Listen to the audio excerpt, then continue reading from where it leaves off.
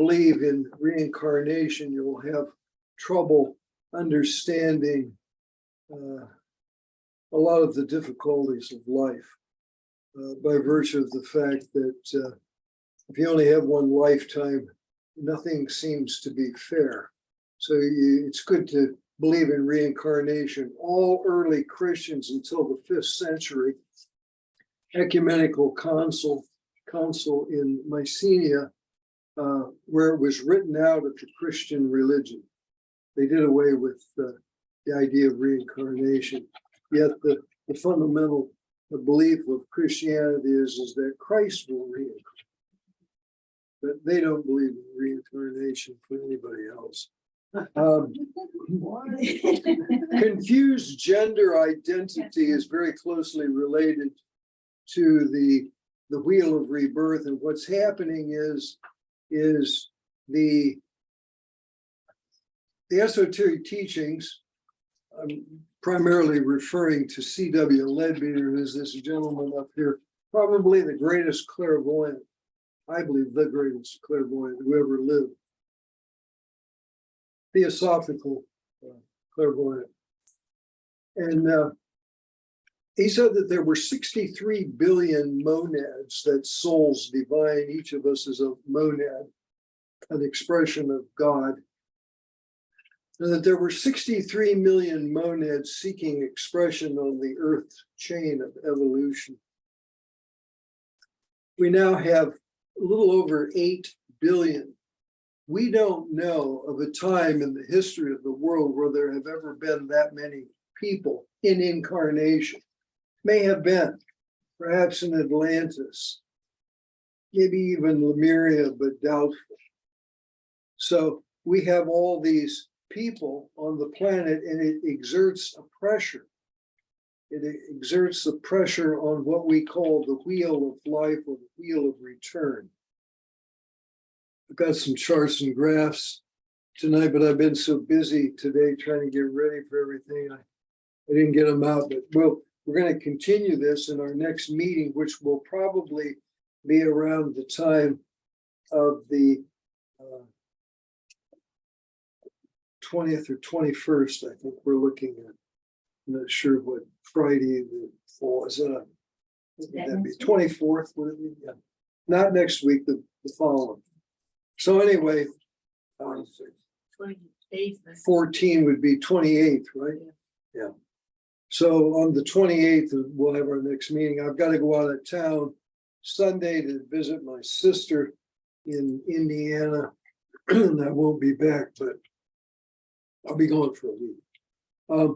One of the issues that nobody seems to have an intelligent esoteric at least answer for are the mass shootings. Why? What's happening? And again, that's related to the overpopulation of the planet, and it's exerting pressure on the consciousness and people who are mentally ill are picking up on the overcrowding, increased population. And what they're really trying to do, either consciously or subconsciously, is thin the population. Free energy, huge subject. The implications of free energy are immense. I had a strange dream, part of my own spiritual work that I do. I was on the inner plane about a week ago with Donald Trump, and I was encouraging him to stand fast, be strong. Initiate knowledge, Baker had told me this in London, but the masters want in a president of the United States is they want somebody with a first-rate personality and a first-rate soul. That's somebody would be Donald Trump, which is almost the opposite of Joe Biden. But they want a person who's very strong and will exert their will. And certainly Donald Trump will do that. Also, the I call it the Dalai Lama mystery. There was a recent, a very controversial issue with the Dalai Lama. I don't think too much about it, but we're open to discussion both with the people here and with the people who are attending the Zoom meeting. So with that, and I just kind of as something recently that happened in the news was this young guy, he's 21 years old, and he was in it was an Air Force Reserve of all things. And he had 100% clearance. He had one of the highest, if not the highest clearance, security clearance that you could have. That's really bewildering to me. Me too. My brother was in the Army Security Agency, which is the highest branch of the Army. And he didn't have that high of a security clearance. So it makes you wonder, what is going on with this young kid? Is he a scapegoat for something else? Is he a hero for laying this information out, exposing it, if it's really true? I don't know, but we'll talk about it. And I want to hear everybody's ideas here and in the Zoom meeting. So these meetings last for usually 45 minutes. And then we have a 15-minute or so conversation within our group. Tonight, I'm just opening it up. If you want to break in at any time, it's okay. I don't allow that, but tonight's an exception to the rules. So if you have a question, raise your hand. If I can answer it, I will. If I don't know, I'll tell you I don't.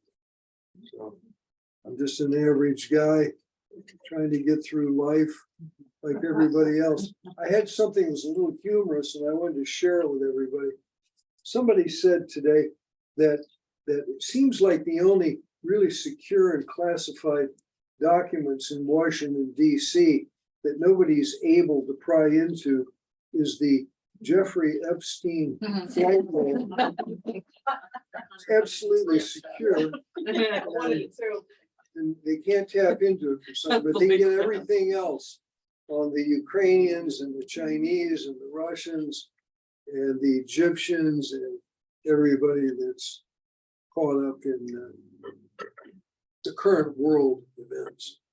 So the wheel of rebirth, yeah, there is no doubt in my mind. They said that shortly after World War II, World War I and World War II, which were really, 20 years apart, that in the esoteric teachings, in the future, they won't refer to it as World War I or World War II. It'll just be the World War. It'll be like one big war. Alice Bailey said that. I don't know if that's true or not. I kind of see it as the historians see it as World War I, World War II. And I really believe that we're in World War III right now. Sure. Alice Bailey said 75 years ago, Alice Bailey said that World War III would be fought in the clouds, meaning that through electronic communications, and of course, when Alice Bailey was saying this, that they didn't have computers, cell phones, and television was virtually unknown. But she said it would be a psychological war. There would be a lot of psychological warfare, and that it would be in the airwaves. She was referring to things like the radio, television, because she couldn't talk about computers and the internet and those things because they obviously didn't exist. And that's where I think we're at. We're at a really critical point. We're at the end of the Piscean age. We're birthing the age of Aquarius. All of the mystics, if you read some of these books that are in this library here,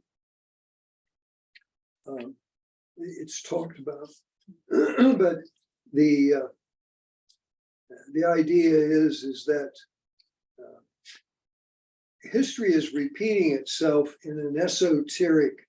If you understood the esoteric history of the world, then you would know something about Atlantis. And Atlantis expanded an immense period of time.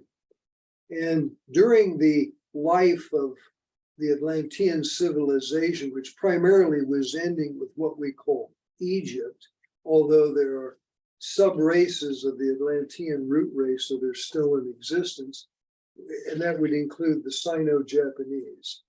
They are remnants. Each root race has 7 sub-races. There are 7 root races. We are primarily here the 5th sub-race, 5th root race people, beginning with India, which was kind of the beginning of Afghanistan, of the 1st sub-race of the 5th root race. We are Aryans. Some people don't like to use that term because Hitler used it, but Hitler knew what he was talking about to an extent. He even had the cooperation, it said, of the spiritual hierarchy of the planet. And that was for very esoteric reasons that involved the destruction of what is known as the dweller on the threshold. And that means that the sum total of all of the evil that exists within each one of us, and then each one of us as making up a nation. And that there was a dweller on the threshold of Europe, which had perpetuated wars for over 1,000 years or more. It existed 200,000 years ago. It's said in the esoteric teachings, which I subscribe to, that there was a great war in Atlantis, and they called it the war between the forces of good and evil. They referred to it as the war between the white magicians and the black magicians, and that the black magicians at one point had gained control, and they used psychology was one of the tools. Many people today who are fascinated with psychology, Alice Bailey said, and others, I think Blavatsky had also talked about it in her immense writings, and certainly my friend and teacher Douglas Baker did. People who are interested in the study of psychology have some atavistic relationship to it in a previous life in Atlantis. Mahatma Maurya, who was one of the founders of the Theosophical Society, said that he had reincarnated 200,000 years ago to fight the black magicians who had gained a psychological control over the masses of Atlanteans at that time. And things became so corrupt and so terrible in Atlantis and so polluted thinking that if you dared to tell the truth, you could be put to death. Now, I find that interesting because it almost seems as if that's where we are today. Yeah. And I believe this is, yeah, this is a war we're fighting for the dweller of America. That's what we're fighting here. I believe that the Chinese, I'm not too concerned about them. And the reason I'm not too concerned, I'll tell you a story in a minute, will help maybe expand that idea, that they are the remnants of the Atlantean root race, and that the energies of the spiritual forces of the planet are focused not on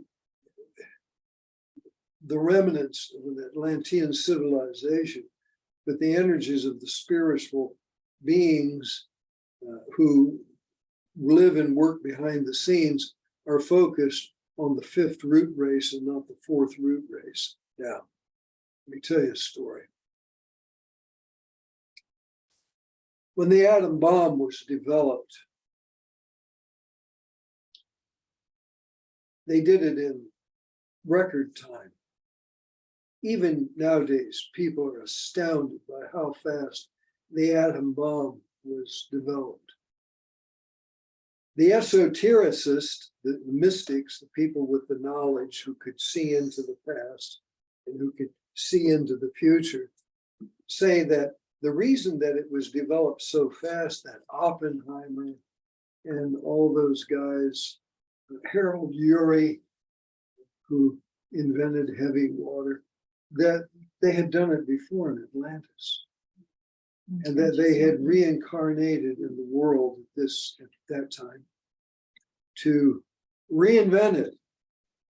And it was also an initiatory experience for the mineral kingdom, that they proved through atomic energy that everything is composed of light in some form, degree, or other. And that by splitting, processing uranium and splitting the atoms, it showed light, immense power, immense destruction. They could be used for good or evil. In Mohenjo-Daro, Pakistan, there is a city, the city of Mohenjo-Daro, that scientists now believe might have been a place where an atomic war or nuclear weapons were used, because the rocks, the stones that the city were built out of have melted and welded together. That requires tremendous heat, and only through an atom bomb or some type of a nuclear weapon could you ever have that sort of a condition.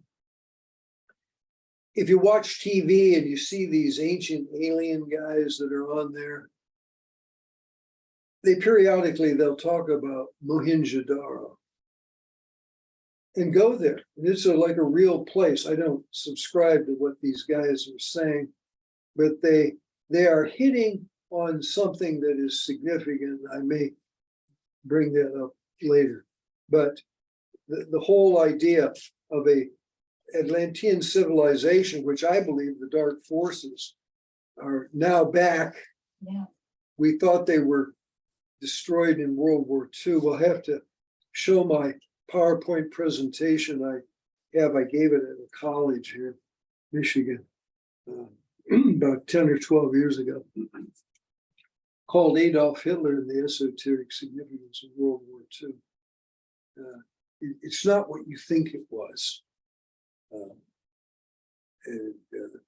I think that people who are students of the esoteric teachings and wisdom teachings, primarily Theosophists and Rosicrucians, many of them would be very interested in the PowerPoint presentation. I may get a chance to give that before I die to a large group of people, probably of some esoteric group. Anyway, we're in an unusual time in the history of the world, because one of the prophecies that the mystics have talked about is the year 2025. Yeah. How far away is that? Not very far. And they say that when they refer to 2025, they talk about the externalization of the spiritual hierarchy of Buddhas and Christs, who will begin to come into the planet in physical form. I believe it, absolutely. No doubt in my mind. Some of them are already here. I've probably met a couple of them in my lifetime at higher than the 5th degree. I'm talking about 7th degree Nirmanakaya, or Christ and Buddha type beings. They're going to help us get through this difficult time. We just have to, I don't know, hope like hell that it'll actually happen by then. Yeah, well, We've got a this lot is- to handle. this is what I can tell you. there'll be a series of events. It may be that the Jeffrey Epstein event Yeah. will be one of them once exposed that will begin to bring down a hierarchy of planetary evil. Yeah. It may be this young boy, 21 years old, who just yesterday, that's how relevant we're talking here, Mhm. that he may be a key to exposing some corrupt planetary cabal. For sure. The prayer that we use tonight at the dinner table, the great invocation, it has a line in there that says, and may it seal the door where evil dwells. And that's what we're talking about doing. We're talking about symbolically sealing the door where evil dwells. Evil is in the world. It really is. Many of the mystics around the time of World War II believed that they had conquered evil. Churchill knew about it. Churchill took, I've told this story before, he took Roosevelt, he had some great big burly army guys lift Churchill in his wheelchair up to a bell tower in Morocco that overlooked the Atlas Mountains. And he did a painting of it. It's in my PowerPoint on the esoteric significance of Hitler in World War II. And Blavatsky says in The Secret Doctrine, in her other writings, that if you could find a physical place on the planet where evil dwells, where there is a headquarters, it would be in the underground caverns of the Atlas Mountains. So he took Roosevelt up to this bell tower where they were watching the setting sun as a symbolic gesture that evil had been defeated in the world. And many people were hopeful that it was. But we see now that it wasn't defeated. But this may be the death knell for the planetary evil.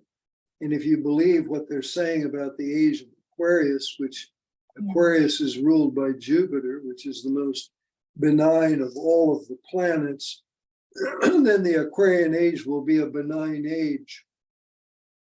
It'll be an age where the dearest hopes and wishes of the Piscean age, which were the universal brotherhood of mankind, were never realized. They will be realized, it will be realized in the Aquarian age because of the rulership of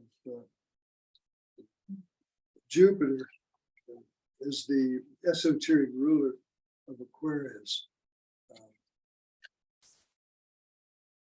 The Piscean age was really an age of disappointment. There was tremendous progress that was made, but it's interesting when you talk to people. I talk to substantial attention. So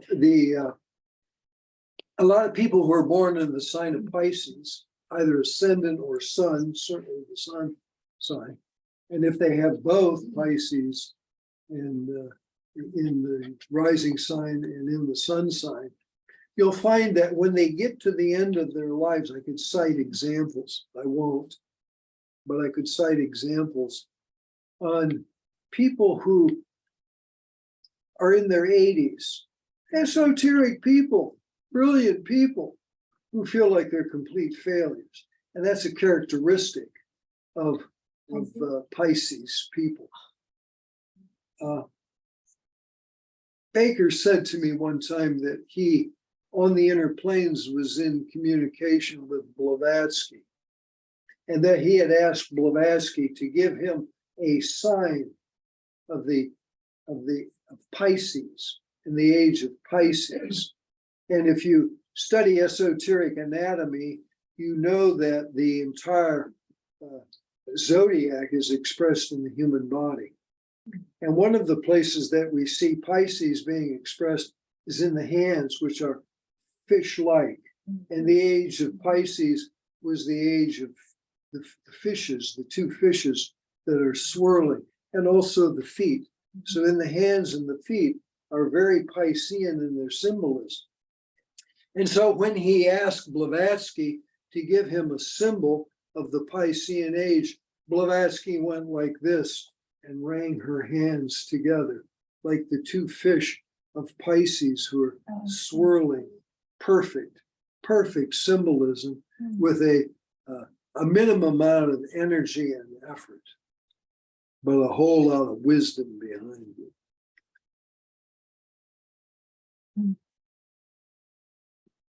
Just some things to think about.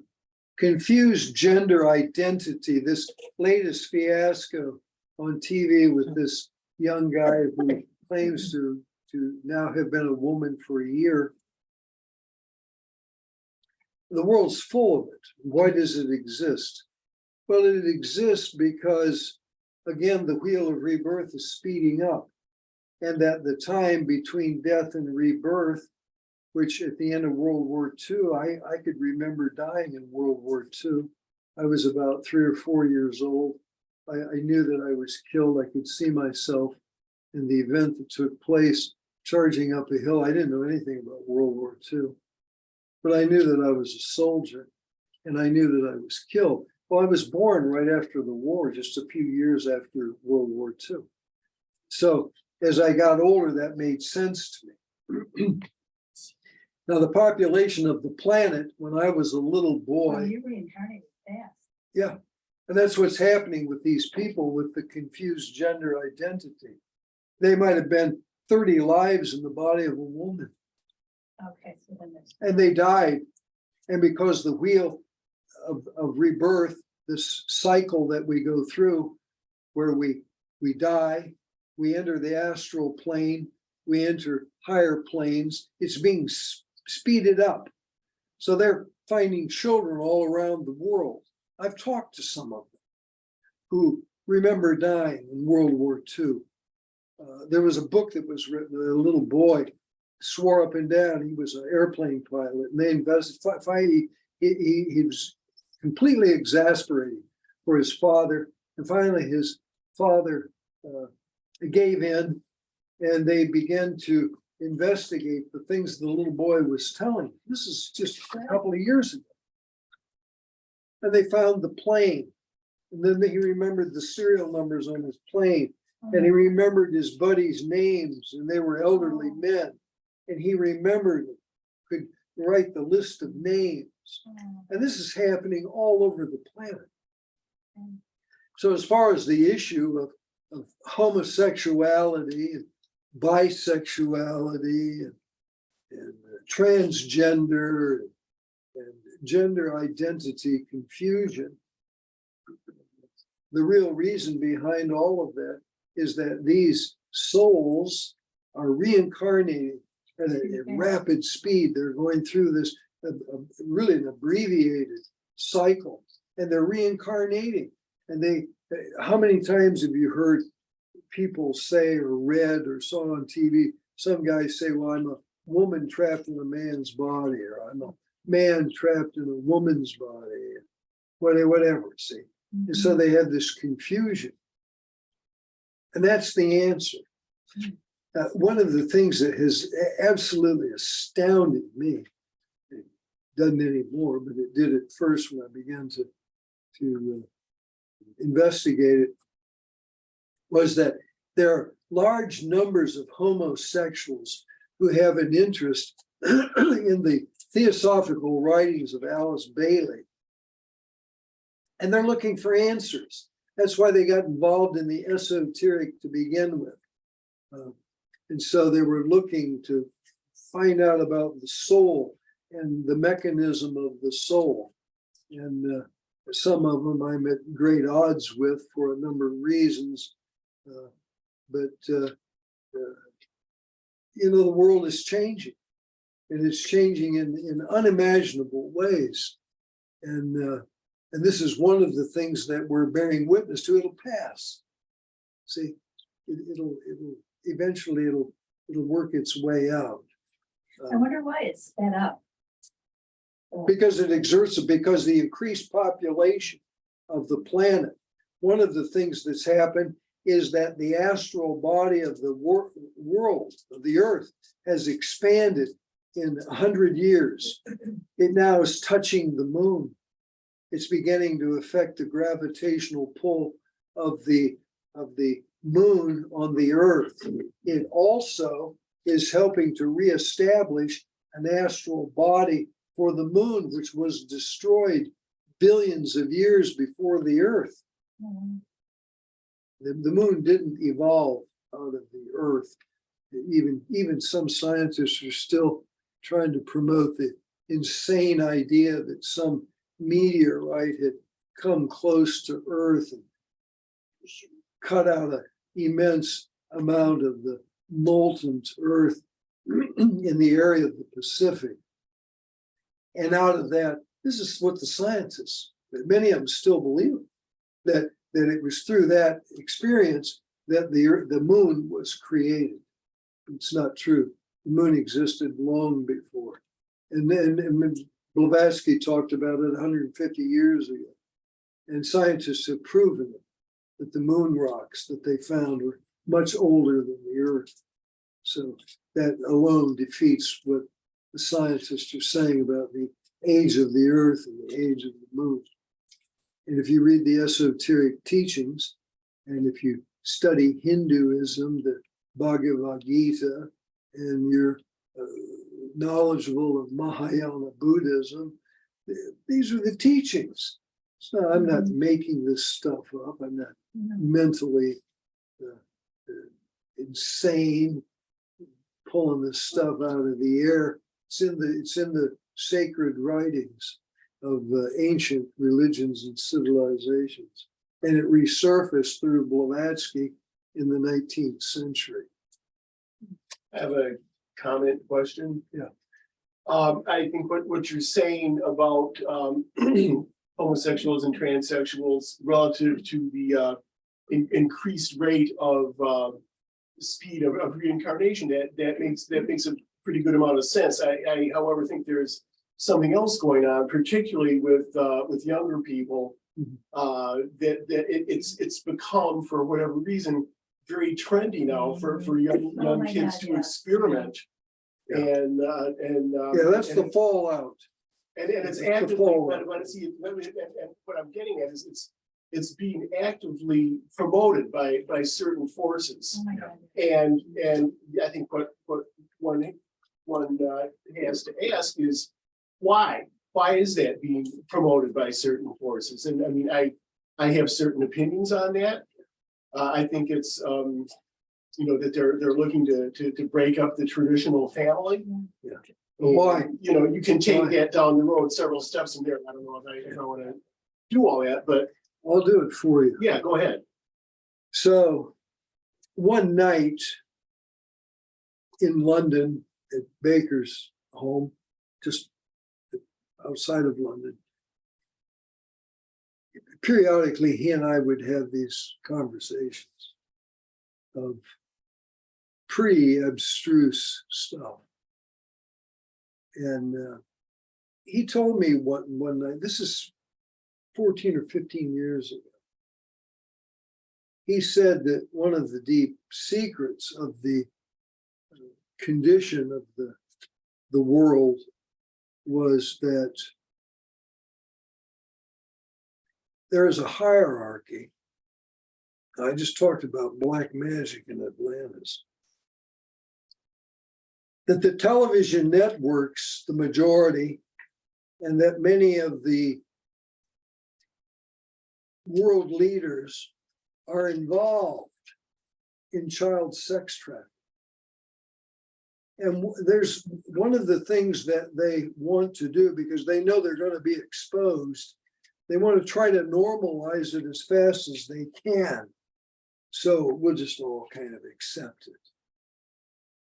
Minor attracted persons. and so forth, Exactly. Right. Yeah. Yeah, exactly. That's one of the things that they're trying to do. Baker told me that all that has to be cleaned up before we can ever enter the Aquarian age, which you would expect.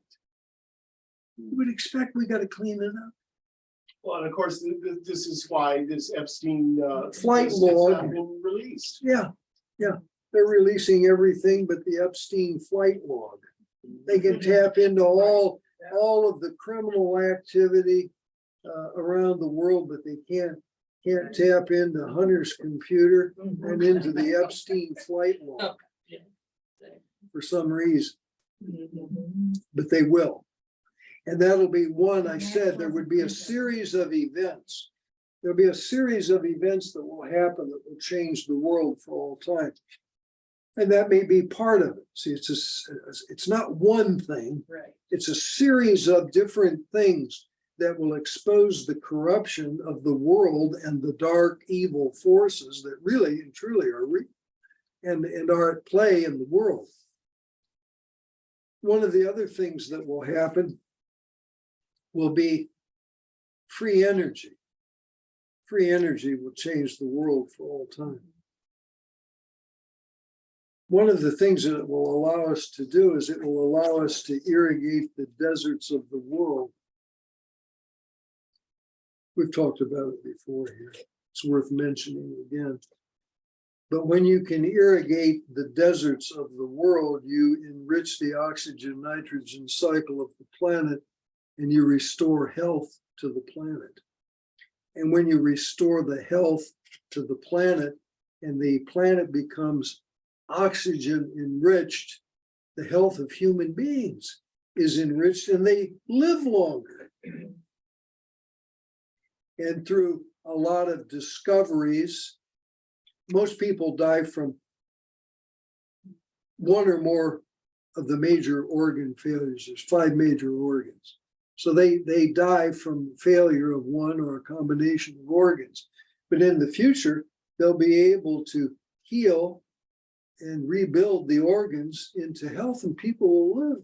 Your grandchildren they'll live to be 125 years old or 150. There's a lot of people talking about it right now. The general portions of the general population, portions of the scientific community are talking about.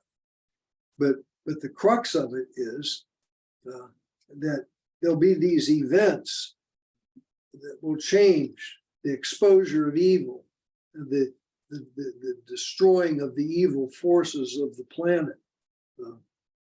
Free energy. You never have to pay for a heat bill, light bill. Your car will be a real true electric car in the truest sense of the word, not buying Chinese lithium batteries that were conceived by little black slave children in Africa mining under cruelest conditions imaginable to a battery that might explode on you, that you have to charge it from a coal burning power plant up in Marysville or something like that. You see,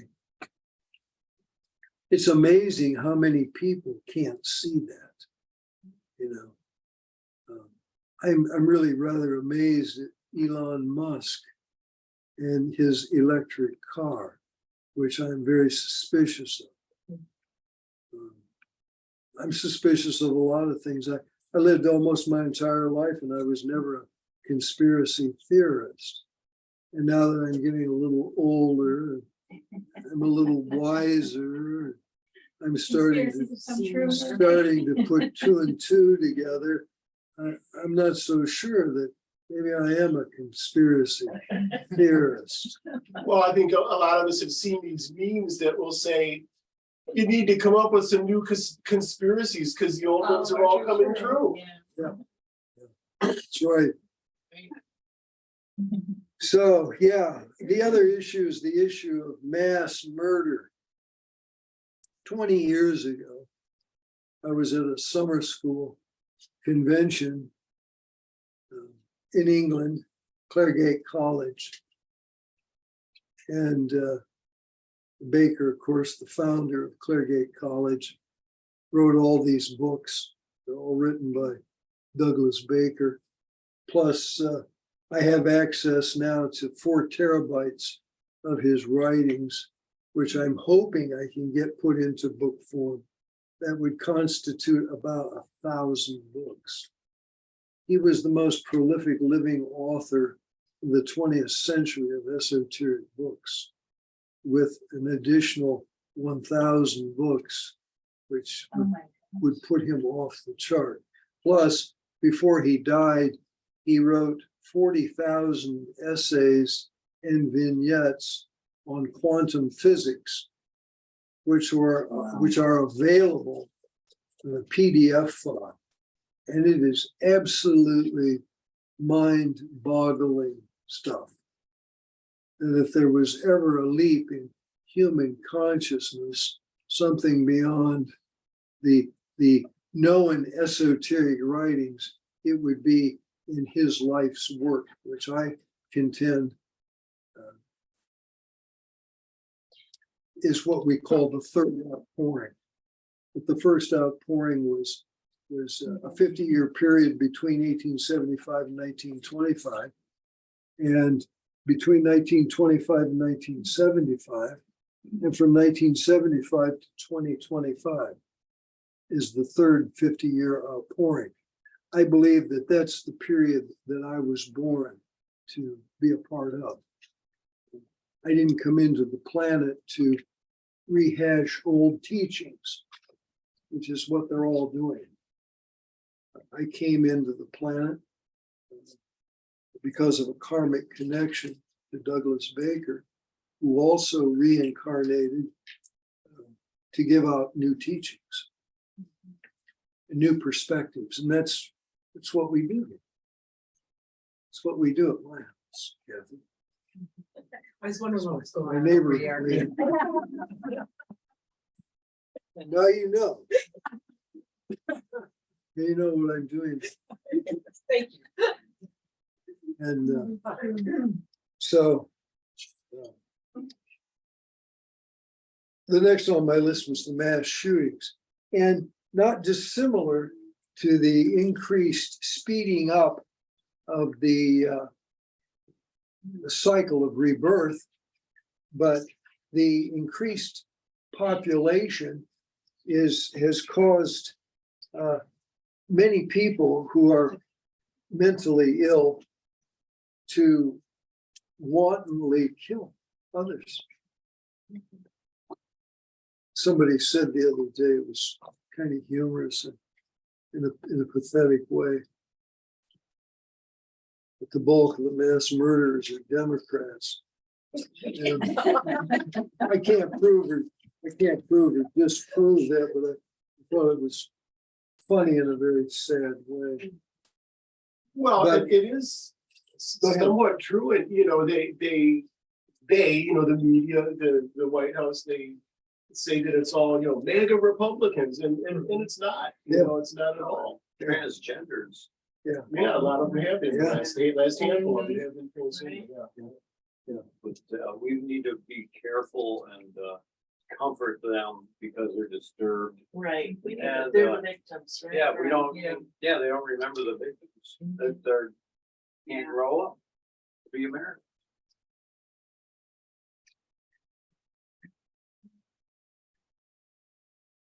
One thing that is generally agreed upon when it comes to the people who are committing these murders is that they're mentally not well. That can mean a lot of different things to a lot of people.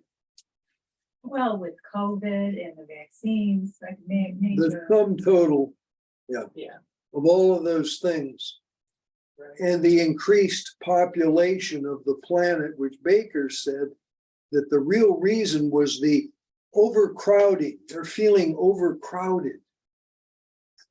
When I was a little boy, the population of the planet, I think, might have been 3 billion people. Does that sound about right? Yeah. And now it's over 8 billion. doubled in the past couple of years. Yeah. Or a few years. several. decades, yeah. And some people are sensitive to that. If they have mental, Baker gave a lecture one time, it was an extraordinary lecture, and it's really true. I have a young lady who calls me incessantly. She might call me 5 times a day for a week, and I don't hear from her for a week. And then she'll call again every day for 2 weeks, and she's diagnosed schizophrenic. And she openly talks about it. She even belongs to an online group of schizophrenics who are pretty humorous, actually. at times. Yeah. Is that a Facebook group? I joined the group. Joined the group to hear what they had to say. Yeah, right. And some great comments. I imagine. And, anyway,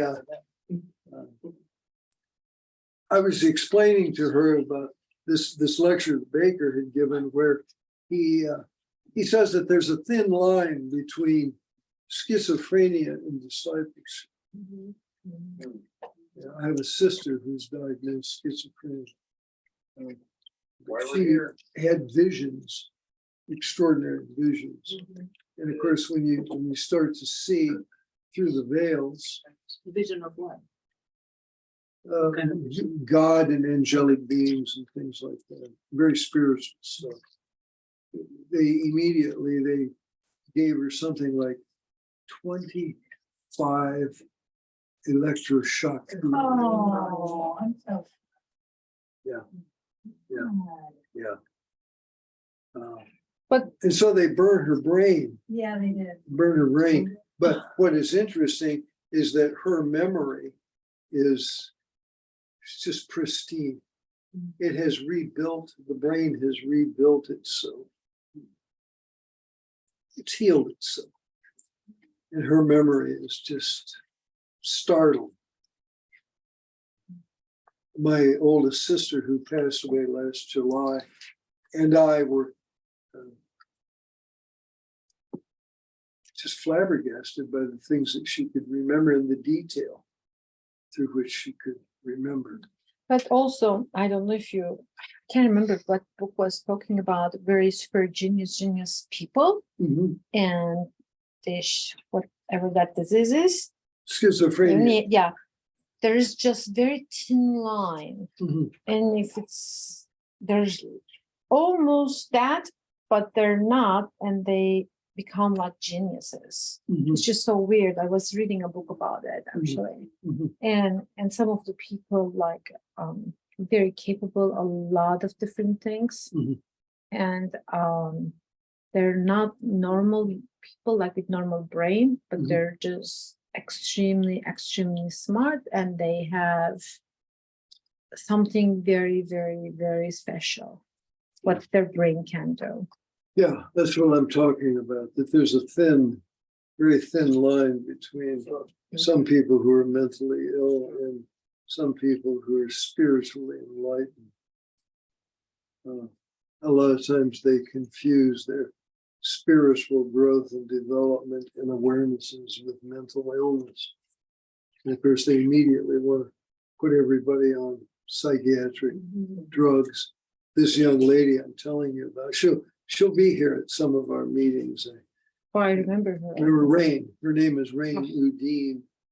She was born in New Orleans when the great hurricane hit New Orleans. And her father was an old pot smoker and decided they'd name the baby Rain. And That's so a she beautiful got, name. yeah, it's a great name. And she's 22 years old, and she is absolutely spiritually aware. But again, she's also schizophrenic. She doesn't deny it, talks openly about, like, I got to take my medications. I haven't taken them for 5 days. Yeah. Extraordinary young person. And these young people are the ones who are really going to transform the world. I'm meeting people online, young people who are brilliant students, very knowledgeable. They're having awarenesses. One of the things that's happening in the world that only the mystics are talking about, because they understand the subject matter, is that the veil between the physical world and the invisible worlds is thinning, the thinning of the veils, and it was prophesied that this would happen. Part of my experience with Donald Trump, in part, was activated by that fact, the thinning of the veils. But it's also a part of discipleship, to be able to go into the astral world. Baker said that when World War II ended, many of the dead soldiers, millions of the dead soldiers, were still fighting the war in the astral world. And that he had to go into the astral world and say, hey, knock it off. You're dead. For you, the war is over. You have to stop killing one another. You need to move on into Devashan or into the mental plane, or wherever it is, or Well, when reincarnate. they pass with such shock, and they probably leave through the solar plexus or through the basic center, and so they get They're stuck in the astral. astral world. Yeah, they Yeah. can't just. They're move still fighting the out war. Yeah. Yeah. Yeah, the thinning of the veil, does that have anything to do with more of the gamma rays, the light coming in to help thin that veil? You know how a lot of people are talking about there's more gamma rays. Well, I don't know about the gamma rays, but I know one thing that they're talking about is the solar flares. In the solar flares, right? Yeah. And that the solar flares are more active than they have been for a very, very long time. Yeah, it And has an there's more effect. light coming It in. has an so effect, it's affecting absolutely. it. Yes. Okay, so We we have talked. 5 minutes left, 8:25. Oh, I didn't, boy, time, that last 20 Yeah. minutes flew.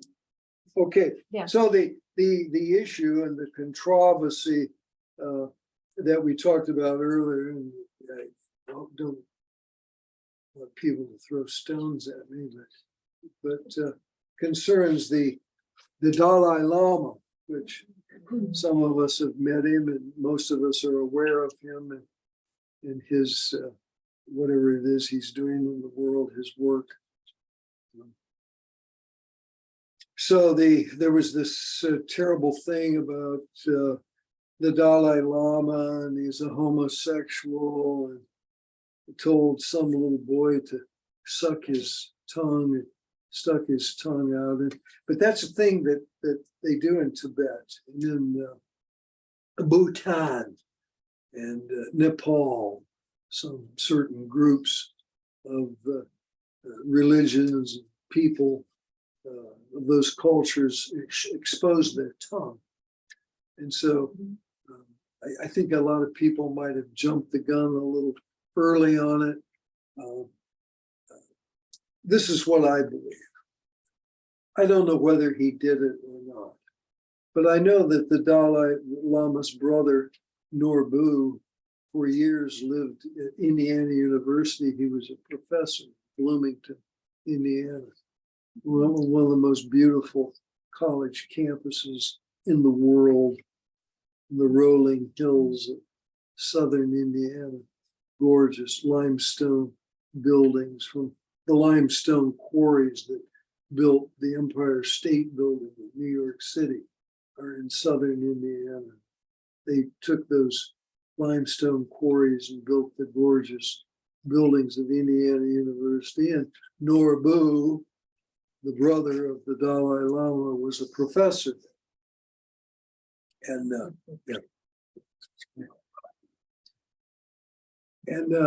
so they had a center. They had a Buddhist center down around Brown County, Indiana. And there were a group of Tibetan monks there. I don't have any hatred for any special hatred for the Dalai Lama or for Tibetan Buddhists or any of their monks, but there was an incident where a little boy was molested by one of the monks and had contracted AIDS from the monk. I'm only telling you that because it's a true story, and that we shouldn't have these Pollyanna ideas that all the Buddhist monks in the world are good any more than all the Catholic priests in the world are saints. They aren't.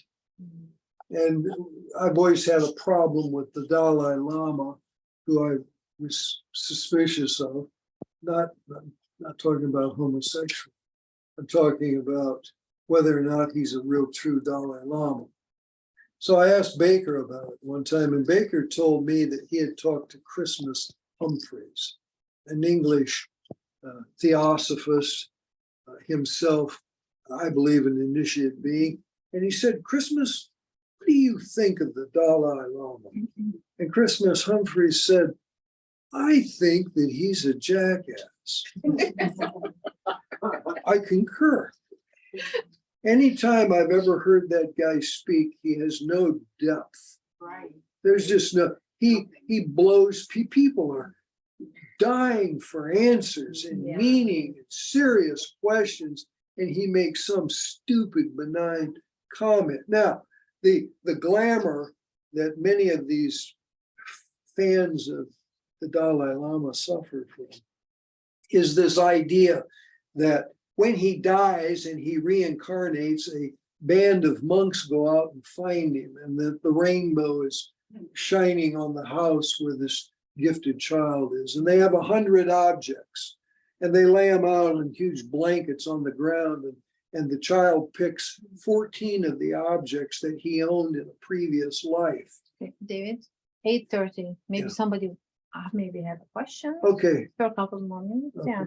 anyway, is there anybody on the Zoom? Yeah, that there wants are to people, talk? yeah, I don't know, but anybody has a question because we Yeah, don't we're wanna- running out of time. Yeah, it's 8:30. I don't know where that last 20 minutes.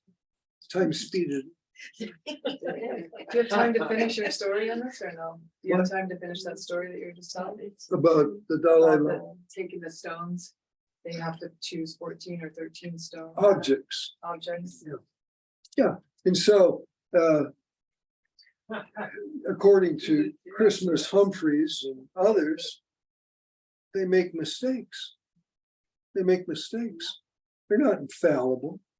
They're not perfect. The monks are not perfect human beings, much to the chagrin of young people who are caught up in Buddhism and Oriental paraphernalia and phenomenology. And any more than the Catholic priests are pure and perfect, or any of the others, or me, or anybody in this room.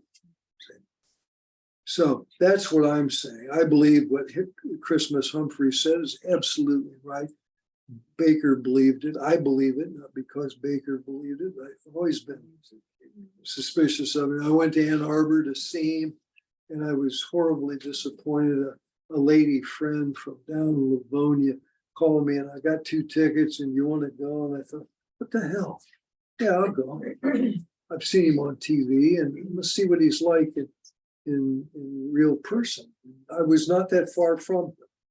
I was sitting up in a row of bleachers there and could see him very clearly, and the place was packed. And my great disappointment came when he began to take questions from the audience.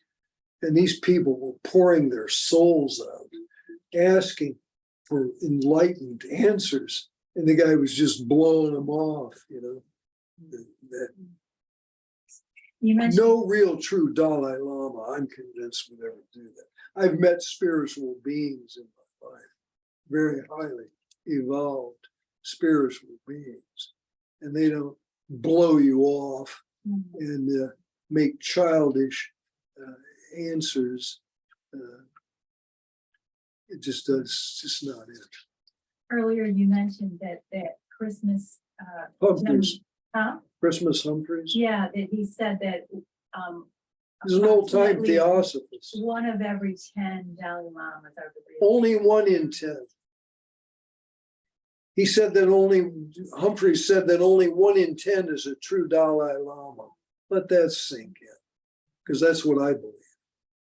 There's a lot of politics. Even DK, the Tibetan master DK himself, he had a series of Tibetan lives. And in one of the lives, he was Lopsang Rampa. And when I was a young kid in college, first year of college, everybody was reading the opening of The Third Eye by Lopsang Rampa. I'll be there. And that Lopsang Rampa was a previous life of the Tibetan master DK. There's a picture of it, painting Yeah. by Annie Gowland, Mhm. who was with DK back in the 1930s, 40s in Tibet, and was in the Lamasery where he taught. And they told Annie Gowland, I have many of her books, that she could not look at this man. This teacher they were going to bring in was so powerful that if you looked at him, he would scatter all of your atoms. And so they brought him in, they carried him in. What are those things called? The 4 guys bring him in, and they seated him. They seated him. And everybody was prostrate on the floor, bowed down, and she stood up. And she looked at him. And he was looking right at her. And she said that the image of him was burnt into her brain. And she did 5 tempera paintings Oh, wow. of DK. Wow. And they're almost all identical because her memory was burned into her mind, she said. And she could never forget the image. Anyway, so we've extended beyond our time. Is anybody on the Zoom left that wants to ask a question? I already told them, I don't think so. It's hard to believe that. Nobody has a question. Nobody Everybody has. likes to listen. He's learning. Americans like to listen. Baker always said Americans, they don't ask questions because their lives Okay, are. somebody wants to ask. David, I'll ask you a question. Yeah. Talking about the Dalai Lama, Mhm. what kind of education do they have? Or are they supposed to be born with that knowledge? But they're a real true Dalai Lama. Yeah, they'd be born with the memory of the lives, and they would have knowledge. Yeah, the So they- reincarnating permanent mental atom would include the vast knowledge. Might have to be stimulated in some cases, brought out, but their education that they get as young children is with the monks, and they teach them the lessons of the esoteric Buddhism. Okay, thank you.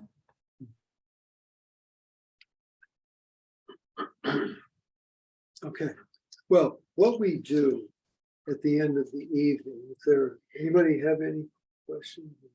Okay, Say something. let's say goodbye to everybody so Yeah. I can. Okay, we got to say goodnight. We've extended beyond our allotted time. So thanks for tuning in, everybody on Zoom. This will be put on YouTube. Thank Yeah. you. And we'll pick up in 2 weeks, similarly to the vignettes that we're talking about now. I have a feeling there's going to be some things that are going to happen in the world, and that will want to be relevant and will supply esoteric perspectives and insights into these things that are coming in the next couple of weeks. Thanks. Okay, now normally what we do is we go upstairs with the dining room area